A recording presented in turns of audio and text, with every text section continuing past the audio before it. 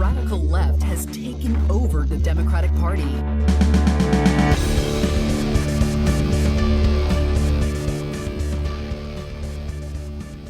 Hello and welcome to Think Progressively, covering politics and all the other chaos life has to offer. This is episode 3, recorded on Friday, August 28th from Milwaukee. I'm Joe. And I'm Jason. And on today's episode, we'll be discussing the QAnon conspiracy theory. But first, the headlines. Fake news. Fake news. Fake, disgusting news. So up first in headlines, we don't have too much because we're actually recording pretty quickly after our last record session. I think only a couple of days after it, so we're not going to have too many for you. But the biggest one I think that's on everyone's minds is the update on Kenosha and the Jacob Blake shooting.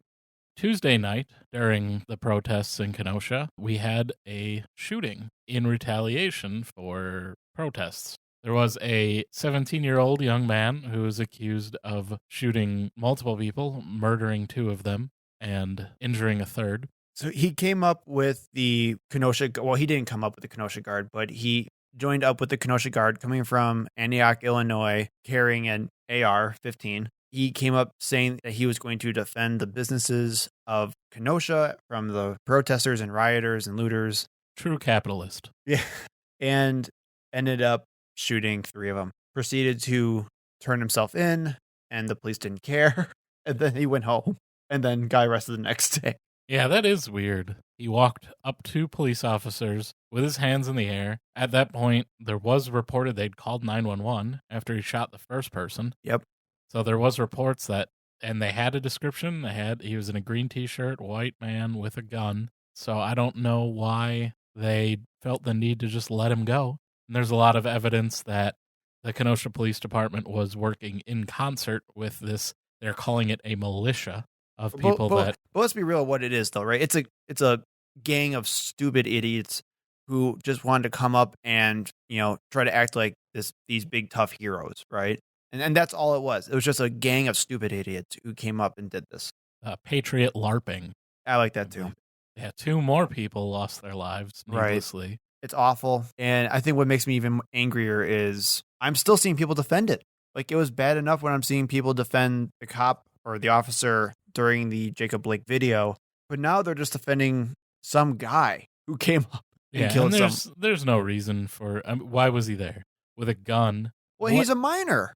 Yeah, he's a minor. Illegal for him to open carry in Wisconsin, being 17 years old in the first place. I mean, his parents literally brought him up. Never ID'd by police ever to confirm, even though he looked like he was 15. We're not going to be the only people to say this, but if this isn't evidence more of systemic racial issues, I don't know what is. I'm just at a loss. I'm at a loss. This is so bad.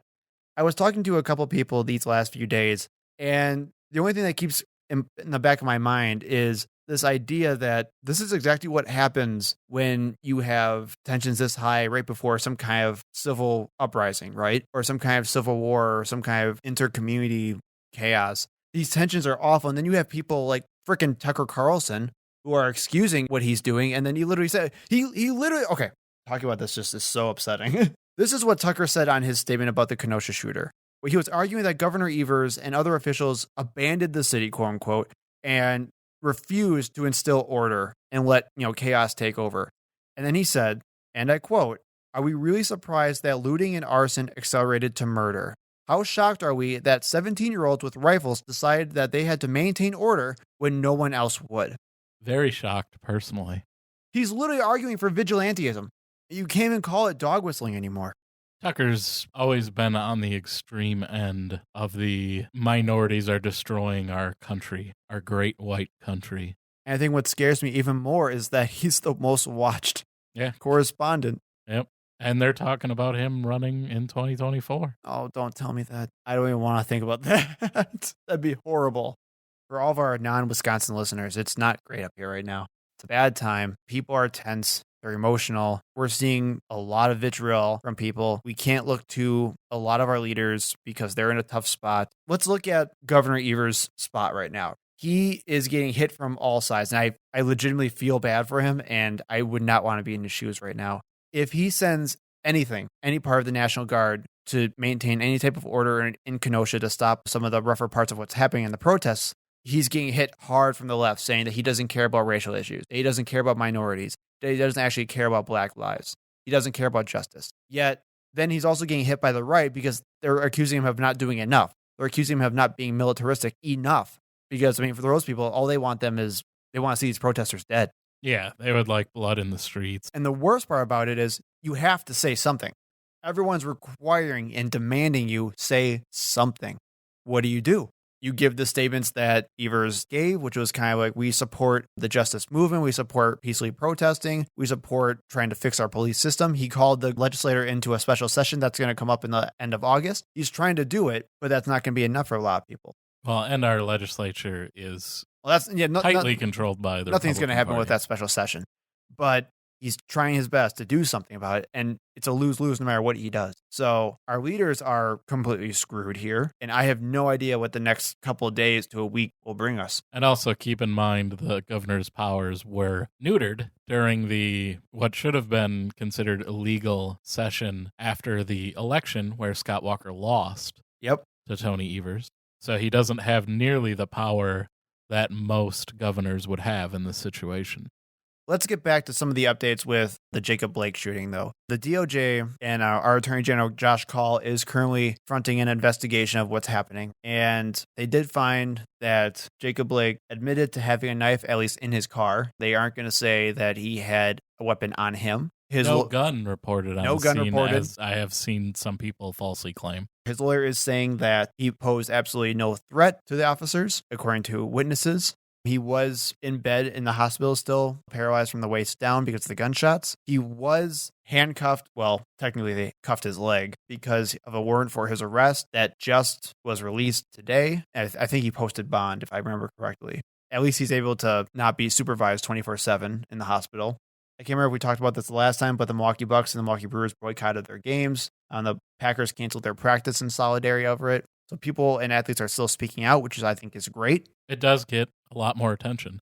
Someone who's not paying attention to the news, but might be a big basketball fan, is going to notice when they're not playing games and wonder why and look up the situation. Right. And that's why they're doing what they're doing. Right. And I really have to give them credit. I think it does take a lot of guts for these organizations to step up and make a statement like they are. Yeah, and I got to give the NBA almost canceled the playoffs. Yeah. They had to have a meeting of whether or not they were going to continue and finish out the season because it's something that obviously affects them. It's a situation that we've known about for a long time in this country and we never fix.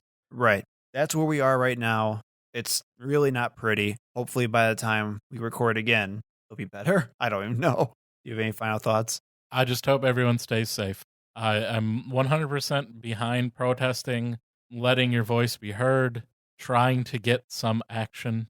I don't think it's worthwhile to introduce more violence when you're protesting needless violence, but I understand people being upset and not knowing what to do. And I want to make something very clear, too. So on Wednesday, I went down to Kenosha with several other people to go march. Let me tell you, it's 100% peaceful. You have people with their signs. You have people chanting. They had a cookout, which was kind of fun. 100% peaceful. So don't let anyone tell you that there aren't peaceful protests happening in Kenosha, because it definitely is happening. By all accounts, the protests on Tuesday were peaceful up until someone started shooting.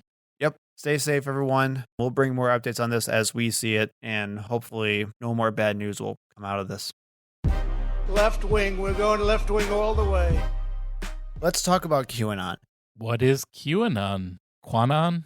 QAnon, as many of you may be aware, QAnon is a growing conspiracy theory that's infecting thousands and thousands of people, not even in this United States, but all around the world. It's gaining political power. It's a widespread conspiracy over the internet, and it's infecting countless lives, I guess you can say. And not just even staying on the internet, but it's also infecting our real politics up all the way through the White House and even killing people. The QAnon movement began in October of 2017 from a post from the user Q on the anonymous website 4chan, claiming to be a member of the Trump administration with knowledge of a child sex ring with roots in Hollywood and the Democratic Party, that Trump was investigating and would soon dismantle.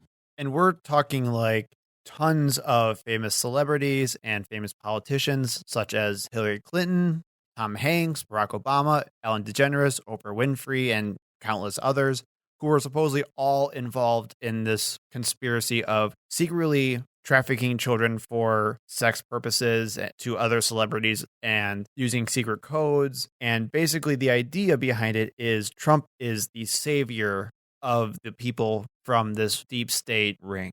There's a bunch of different variations of it as well. Like some people will get more into the religious components, saying that it's obviously led by the devil. You may get into some more anti-Semitism where it's all led by the Jews or the Illuminati.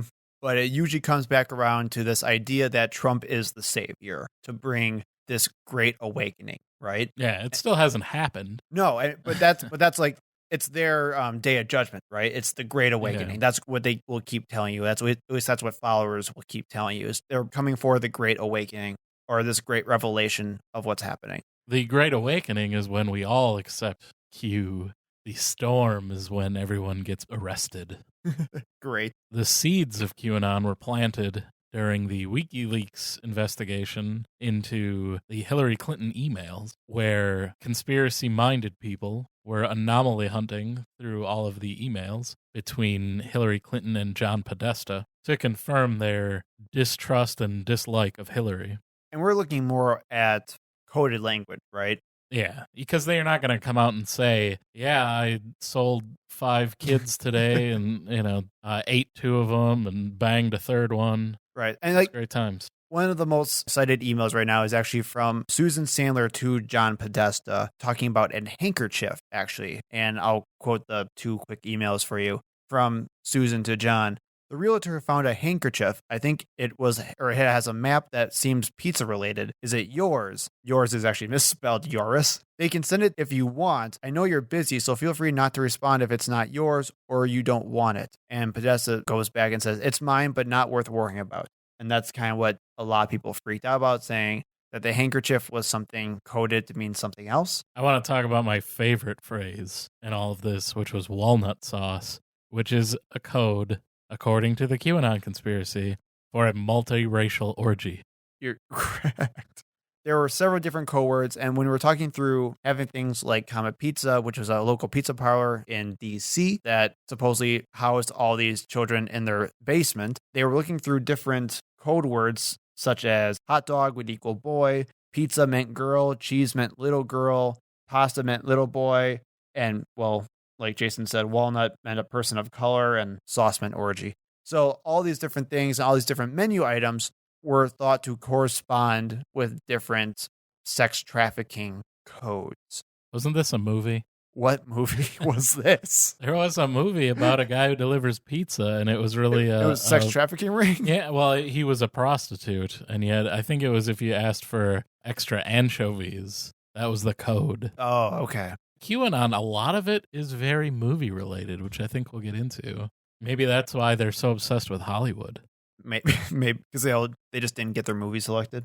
Rumors started circulating more and more and more about this pizza shop. Owners and staff started receiving a ton of harassment and death threats from random people all throughout the country. Even a North Carolina man drove up to D.C. and stormed the pizza place with a rifle in an attempt to save the children who were supposedly in the restaurant's basement. Now here's the key factor. You ready? Comet Ping Pong does not have a basement.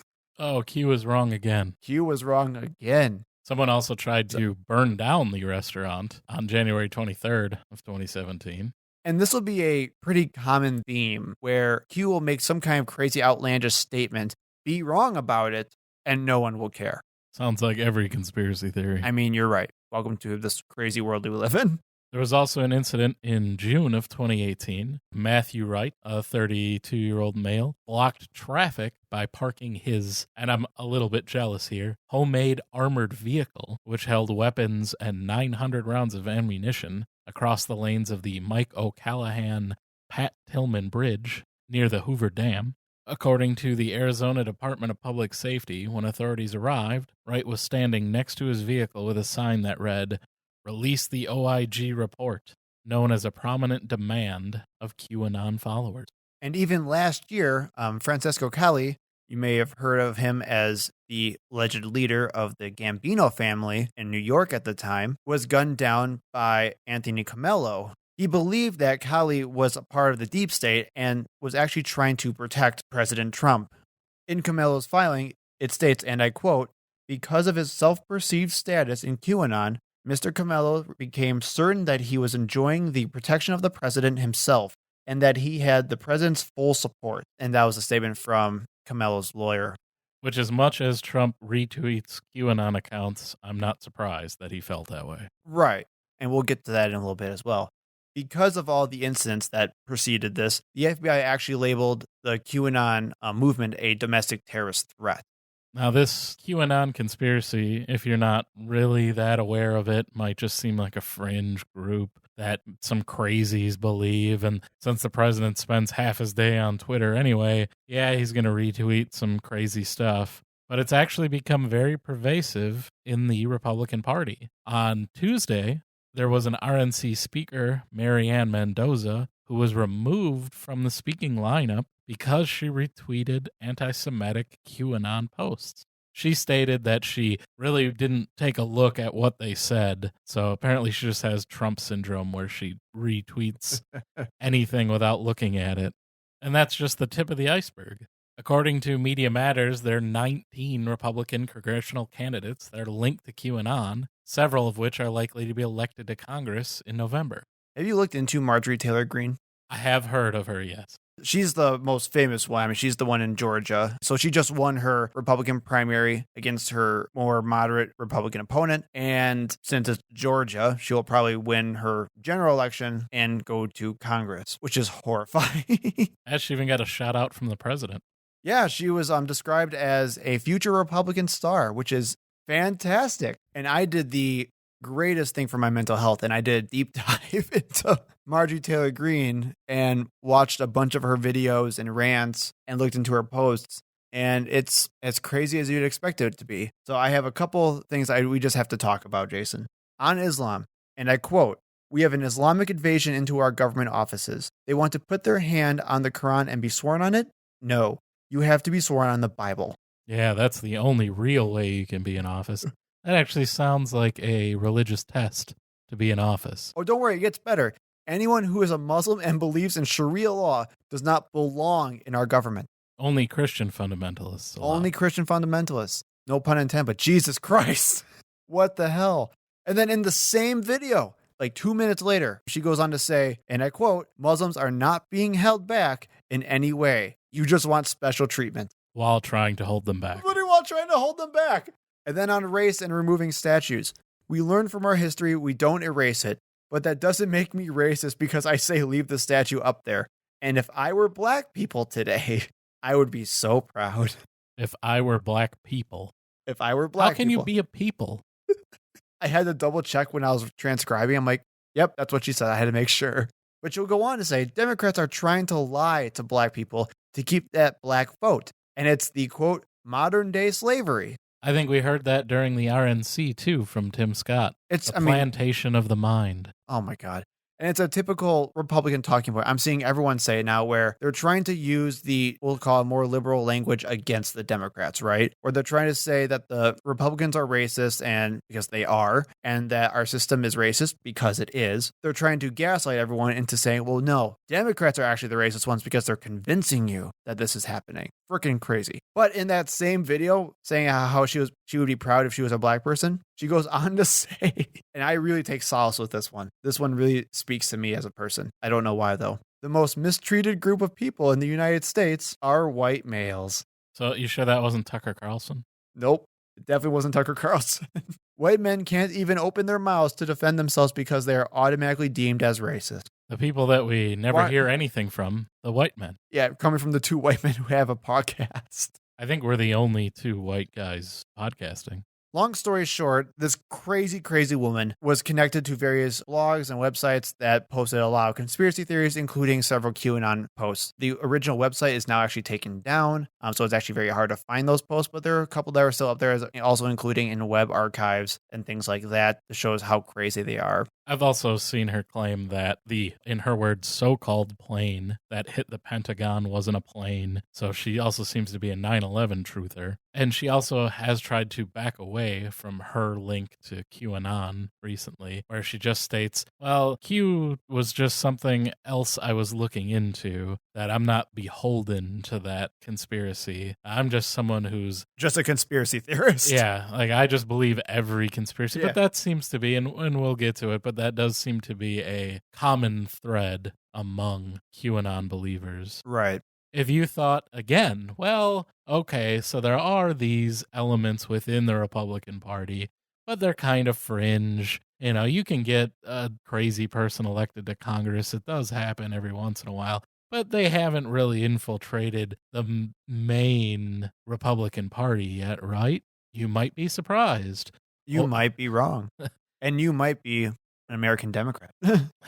Over the 4th of July weekend this year, Donald Trump's first national security advisor, Michael Flynn, posted a video where he and his family are shown taking a generic oath of office, but ending it with the QAnon phrase, where we go one, we go all. Yep. Showing that, no, it's not very fringe. This is somebody who advised the president on national security and was recently helped by the Trump administration and had them drop the charges against him. Right. And let's also be very clear here. The whole concept behind what Trump did that eventually got him impeached over Ukraine was based on a QAnon conspiracy. Well, okay, so Trump can't control everyone who's connected to him. You got one high-ranking Trump official who is connected to QAnon. But that doesn't mean the president believes this stuff, right, Joe? It's 2020, man. Not only is he not disavowing the QAnon movement, but he's egging it on. I mean, he's retweeting various QAnon accounts. He's promoting various QAnon tweets. During an August 19th news conference, when asked about QAnon, Trump responded, "I've heard these are people that love our country. So I don't know really anything about it other than they do supposedly like me," which of course, that's the only thing he cares about. Right. After being told by a reporter that it is an online conspiracy theory that states he is saving the world from a group of satanic cannibal pedophiles, which I learned the word pedivore doing research for this. Pedivore? Yeah, that's a word I never thought I'd see. I've never even heard of that. Trump's response was, "Is that supposed to be a bad thing or a good thing? If I can help save the world from problems, I'm willing to do it. I'm willing to put myself out there." No. What are you not that's crazy. What's wrong with you? But, well, whatever. If it helps me, I'm fine with it. I'm the good guy, right? Oh, yeah. And then, if that wasn't enough, during an August 22nd tweet, he stated the deep state, or whoever over at the FDA, is making it very difficult for drug companies to get people in order to test the vaccines and therapeutics. Obviously, they are hoping to delay the answer until after November 3rd, must focus on speed and saving lives, which he then tagged the FDA Commissioner Stephen Hahn in the tweet. In my mind, that's a definite wink towards the QAnon community and all of their deep state conspiracies. I completely agree with that.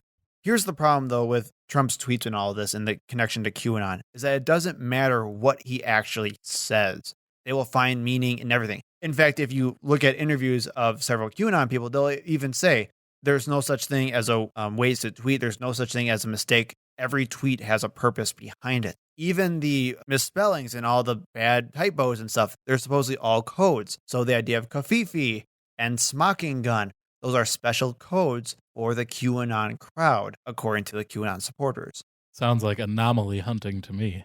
I mean, standard conspiracy theory thought. Right, exactly. This is because what they have isn't falsifiable, right? Regardless of what happens, it won't matter. It's just another brick of evidence supporting what they already believe. I think that's the issue with this. My question for you, though, Jason, is how much do you think Trump knows about this movement? How much do you think he manipulates it on purpose? Or is he just stupid? Trump is no stranger to conspiracy theories. He's promoted anti-vax theories in the past, which is funny now. He's trying to push the FDA to push a vaccine for coronavirus as fast as they possibly can when he's multiple times stated he's suspicious about childhood vaccines. He's also a climate change denier. Yep. So I don't think it's really unreasonable to say he spends a lot of his time on the internet. These are people that are his supporters. You see the signs at all the rallies. I really wouldn't be surprised if he hasn't spent some time and done as much research as we have for this episode. I imagine he's done at least that much on his own, if he can read. I know there's some thought about that, but maybe he's had somebody read it for him. See, I guess I think that's too generous. I think you're giving If they him... weren't explicitly Trump, if he wasn't the hero of the story, Oh, he wouldn't. I would say, yeah, he doesn't gonna spend time dealing with this, but it's a story where he's the Messiah, the savior. I could totally see him really looking into this. So the real question comes down to what's greater, Trump's ego or Trump's laziness? That's the real battle here. And I'm not exactly sure which one would pan out the winner. Let's talk about the actual movement, though. Like, who are these people and where are they coming from and what are they doing? I don't know any personal QAnon supporters. No, me neither. I was like, do you? There's some people in my family that I wouldn't be surprised if they were QAnon people, but I don't have any evidence of that. These are just normal people, though. This is like any other online platform or online group or community or whatever you want to call it, getting together and sharing ideas. And actually, this is where things like YouTube and Facebook and Twitter and other social media giants really come into play here, especially Facebook, where Facebook a couple of years ago really pushed towards groups. They had the idea of if you go towards groups, you'll stay on the site more, you'll connect more with people, you'll share ideas more, which was fine, and it's what they did. And it's user-generated content. This was also a response to the attempts by Russia to come in and make pages and advertise. They're like, well, okay, so we will get rid of the outside stuff, and then we'll promote more user-generated content. Right. And we see what it turns into. And that's the problem. So even though it did exactly what it was meant to do, we're now just reaping the benefits of it. I mean, these people have groups from all over the world. They usually range a little bit older, at least from what I can tell. And they tend to be mostly religious. Hardcore right Christian seems to be, or fundamentalist Christian seems to be a typical trope, or at least some kind of spiritual. I've seen a pipeline from New Age thinking into QAnon because it is very, we're all connected together. There's the forces of light and the forces of darkness, very kind of Joe Biden DNC speech. But you don't have to be specifically a Republican to do this. I mean, unfortunately, we're pushing for a hardcore Republican president, but the idea is more so about you're just against the establishment because this is just the Hollywood elites. Right, because this is more so just the establishment and the elites are out to get you, or at least they're in control of everything. And it's not really anything specific. It's more of like a big tent conspiracy, right? And we're talking about anything that could have been caused by the deep state, the JFK assassination, 9/11, COVID. These are all things that could have been done by the evil Democrats or the shadow cabal or whatever it is. This is where it's getting so much traction with people. Yeah, I've seen a theory that JFK Jr. faked his death, and he has actually been posting his Q. Right. He's going to help Trump take down the cabal. It seems like every conspiracy theory can be wound into QAnon, and they've taken effort to do so, to try to bring in all those other groups. I've seen some specific European conspiracy and anti-immigrant groups kind of being pulled in. And now Europe is worried that QAnon is going to be a problem for them moving forward politically. And one thing I really do recommend for a lot of our listeners is check out the recent podcast series called Rabbit Hole by the New York Times, where they discuss how social media algorithms basically lead people down to hardcore right-wing extremism and conspiracies like the QAnon conspiracy. And actually in that, they interview a woman who unfortunately lost her job and was kind of home-ridden because she couldn't really go anywhere.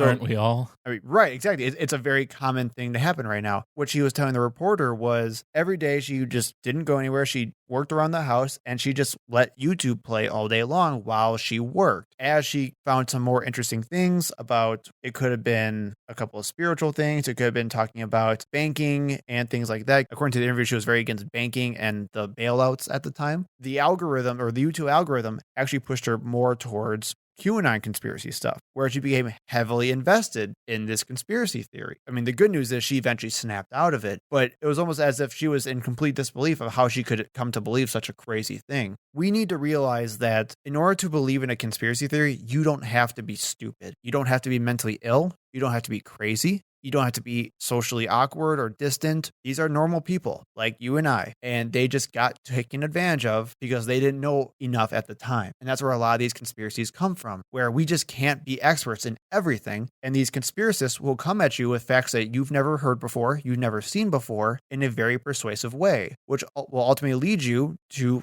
start questioning what you kind of hold as common sense. And that's a good point, too, about the coronavirus. QAnon has been around, as we said, since the end of 2017, but really picked up steam during the quarantines, and everyone's spending a lot more times at home and online than they had before. The membership in all of these groups has skyrocketed, the views of their videos, the visits to, what is it, 8kun now, the successor to 8chan, has all gone up during this time, and we're really seeing this more mainstreaming. Yeah, I mean, Axios did a really good statistical analysis of what's going on in QAnon. According to Axios, there was more than 10 times as many Google searches about QAnon in mid-July than there have been in mid-January. Also, that Facebook pages and Facebook groups had nearly 10 times more likes and members than months prior, and that there has been a 190% increase in the daily average number of tweets with popular QAnon hashtags since March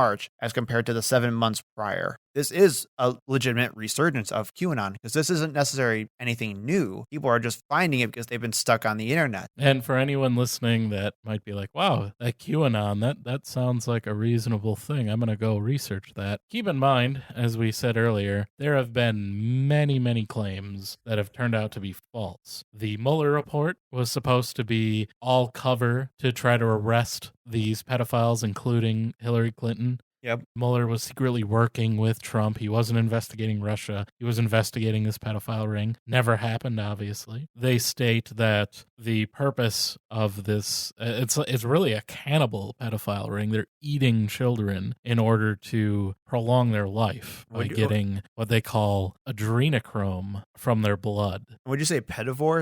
Is that what they're called? Well, pedivore, yeah. If you see like hashtag pedivore, that is a QAnon hashtag. Okay. That's not how digestion works.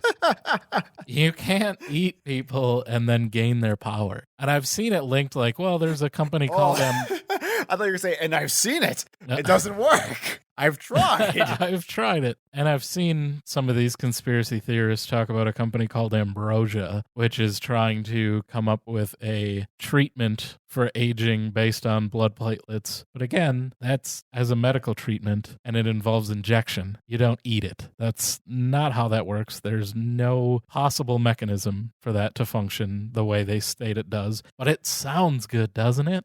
I mean, you're right. Tom Hanks eats children. That is, I would click on that in a heartbeat. Wasn't, and I can't remember because I've seen so many conspiracies now where the death panels are also part of QAnon, right? The idea of the secret death panels. Everything is. I mean, you're right. We talked about the big tent conspiracy. Yeah, I mean, so like even I remember John McCain's death was a part of QAnon where they tried to secretly off him as part of a heart attack because I don't know, something. Jeffrey Epstein, right? Even though he's linked to Trump. But, well, Trump was been undercover for QAnon since the 60s. So all of the time he spent hanging out with Jeffrey Epstein, that was just research. Well, because the one thing we can really know about Trump is that he has a really nice attention span with really great focus. He's been sticking with the same investigation for 60 years. It took him a long time to get to be president. Right. And apparently he needs more than 4 years to really end this shadowy cabal. If we just give him one more term, he'll take care of it. There's also the matter of their slogan, where we go one, we go all, which is supposed to be a quote that JFK had on a bell on his sailboat, but in actuality seems to come from the 1996 survival film White Squall, which also features the phrase, the calm before the storm. Since it's a sailing movie about storms, that would make sense. Okay. It is crazy how much, and they know this. Right. The QAnon people know that that's where it comes from. If you look for the trailer for that movie, all of the comments are QAnon people saying how great it is. That this movie that has been around for 20 years before the advent of this conspiracy somehow predicted everything and somehow has all these coded messages. This should be the smocking gun that kills their theory, but somehow they just adopt it and make it part of the conspiracy. That's really the pervasiveness that conspiracy theories have and their kind of unsinkable nature. Right. That's the falsifiability I was talking about, right? Where it just, no matter what happens, the boat can just keep on going. No pun intended. But one thing I really want to talk about is this, all this stuff seems very outlandish and whimsical and fantastical, that it seems very odd that anyone would believe in this type of stuff. So I want to talk about why this stuff even gets off the ground to begin with. And I think a lot of it comes from this idea where it has this cloud cover of mundane things that we would find pretty acceptable. For example, many of you have probably seen something like hashtag save the children. That's been a trending hashtag for a little while now. It talks about various child sex trafficking ring busts. I've seen several news outlets where people are talking about hashtag save the children. Basically, it's just keeping kids safe. That's the idea. But even that mundane hashtag stems from QAnon. And actually, I know people who are super into hashtag save the children, even to the point where I would see them go from posting pretty mundane things to, oh, now Amazon's a part of the conspiracy. Oh, Hollywood's a part of the conspiracy. To, oh, this Democrat is putting legislation out there to let pedophiles have sex with children. Hashtag save the children. That's what's happening, because while they have all these crazy beliefs, they keep this nice cloud cover of all these mundane things that we all accept.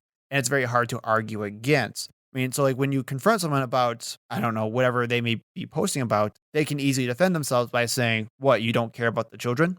Because of course, we all care about sex trafficking, right? It is a real thing. But that's what we got to be very careful of, watching out for these very mundane things. I mean, it's the same thing that we were talking about with the YouTube rabbit hole. A lot of people who fall down the alt-right YouTube rabbit hole start on videos which are a little bit more self-help. And they'll start from people saying that you should believe in yourself, you can do these great things if you just keep trying, which will end up leading to like radical individualism, which will end up leading to, if anyone persecutes you, it's their fault. And now the entire world's out to get you. And I think that's something we should always keep in mind when we're discussing how people can believe these things and why normal people can fall into this so easily. I mean, even the woman who was talking about getting out of the QAnon cult, she was in complete disbelief that she believed all these crazy things, because at the end of the day, the only thing that she was upset about were banks getting bailed out and normal people like her were getting screwed in the process. And she ended up believing this entire conspiracy about a child sex trafficking ring. Where she goes one, she goes all. Right. And then on top of that, I mean, you have plenty of people who are giving community to these things, right? Where not only do you see older generations struggling to find better social circles, but we all are right now because of the pandemic. We're all stuck inside all the time. So the idea of these people can come together, which is, again, what the point of the groups were, they're enjoying themselves. They're meeting new people. They're having fun. They're excitedly decoding these new messages and sharing ideas, even if they are crazy, but they're getting doses of dopamine out of this because they're finding great value in these things. Sounds like Grandpa needs net nanny. I mean, we can go with that. And we do have some action being taken by social media companies. Like, for example, Twitter recently shut down around 7,000 different QAnon-related accounts. Facebook removed 5 pages, 20 accounts, 6 groups associated with QAnon, according to Axios. TikTok has actually been one of the biggest pushers of new QAnon conspiracy as well, but they've been so heavy on their regulations that they've banned several different hashtags to block any spread from happening more on their platform. We also do have a bipartisan measure introduced to Congress condemning QAnon as a conspiracy theory, but we don't really know what's going on with that right now. I think it'll pass. It'll be kind of a jab in the eye for the incoming conspiracy Congress people. I'd hope so, at least. I mean, but this is the problem, right? It's like fighting against misinformation is now becoming part of the deep state. Right. That's the issue. Yeah. So the more you try to regulate it, the more leverage becomes supposedly. evidence. Right. The more evidence they have against it. And it's ridiculous. It's all just the Illuminati, the protocols of the Elder of Zion. This is nothing new. There's a shadowy government that runs everything behind the scenes that you're not a part of, and you need to help fight against it. And also, they're not people who look like you. The lizard people. Pay us our money, George Soros. But I think that about wraps it up. Yeah. Thank you for listening. We hope to see you in the next episode. You can find us on Facebook and Twitter at ThinkProPod. You can email us at thinkpropod@gmail.com. And remember, when in doubt, think progressively.